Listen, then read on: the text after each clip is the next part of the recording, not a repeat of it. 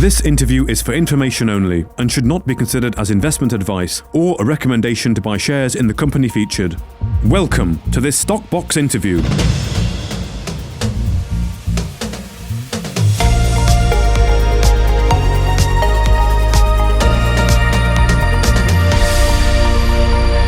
Joining us today is Paul Barrett, the CEO of Rome Resources. Paul, thank you for your time. How are you doing? Very well, Mark. Thanks. Good. Well, you've had some quite significant news from the exploration going on over there in the DRC here. So you've hit significant copper mineralization. Now, what does that actually mean then? How significant is that you hit that? I think it was, 62.5 meters at 0.61% as one of the highlights. That's right. I think the main thrust of this RNS is to inform people that really we have a geological model that seems to be developing and seems to be working. So we have a very large intercept of copper in hole number 18. Hole number 18 is at the northern end of the soil anomaly, and it's almost 150 meters of copper in that intercept. What is also interesting, there's not very much in the way of tin, a little bit, but not much. But what is also interesting is hole 12, which was drilled 100 meters, maybe 200 meters to the south of 18, which had quite an interesting bit of intercept of copper and some tin, relatively modest tin. Now, what we've done since then is we've drilled hole 24, which is 80 meters beneath number 12.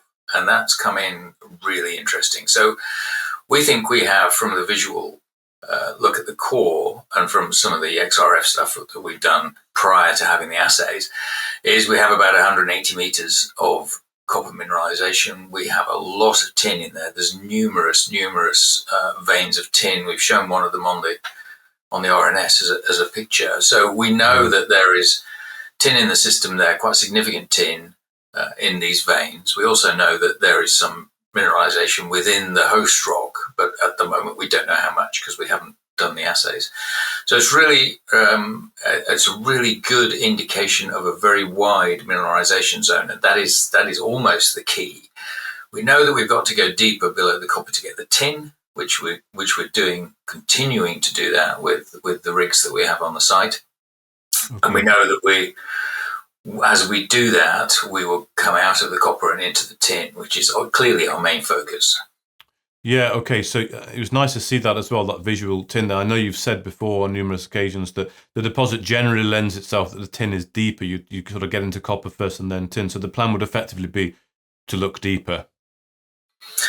That's right. I mean, there's only a certain, there is a limit to how you can drill with, how deep you can drill with the heli-portable rigs, but we're not there yet. So we are drilling a number of holes underneath existing holes and offsetting to the south to actually increase the knowledge to the south as well.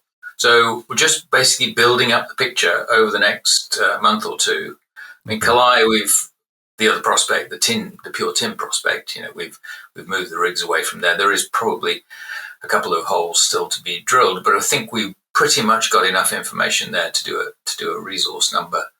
And so being pure tin is relatively straightforward. Structurally, it's quite straightforward.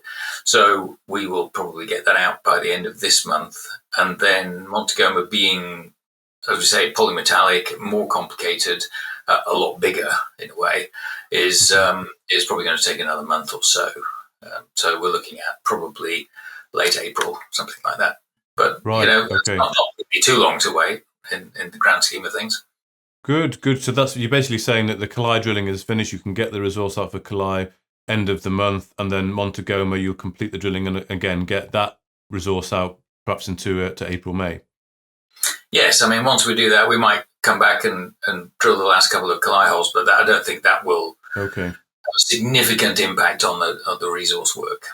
Okay. And these assays are coming in sort of fairly regularly now, are they? If there's a process sort of streamlined a little bit? Regularly, yes. It's, we're moving everything out of Kisangani, which then goes to Lubumbashi down in the south to be prepped, and then on to Johannesburg. So it is a bit of a time-consuming process, but That's just the way it is. But it is getting done, and it does appear to be speeding up the process, so that's good.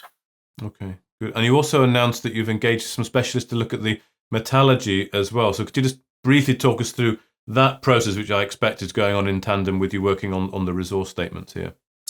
Yeah, so it's people that we talked to at Indaba, actually, who are specialists in kind of a polymetallic, recovering polymetallic commodities from a deposit. So they believe that because we have the copper sulfides, the zinc sulfides, and the tin oxide in there, that we have an interesting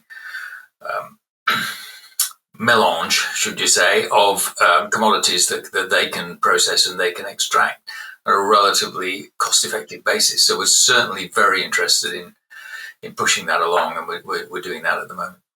Okay, good. So just finally then, Paul, in terms of what we can expect to see, really it's all hands on with the Kalayi resource estimate for this month, for March. Yes, I mean, I can't predict how long the geologist, the qualified person, will take to do it, but it shouldn't be very long. And Okay. they have all the data, so hopefully, yes, the end of this month. Good. Well, thank you very much for that quick update today. Paul Barrett, the CEO of Rome Resources. Thanks, Mark. If you enjoyed this interview, then give us a thumbs up, a like or a retweet. Subscribe to us on YouTube or follow us on Twitter and hit that notification bell to be the first to know when we release new content. There's loads of great content on our website too, across all our programs at stockboxmedia.com. Thank you for watching.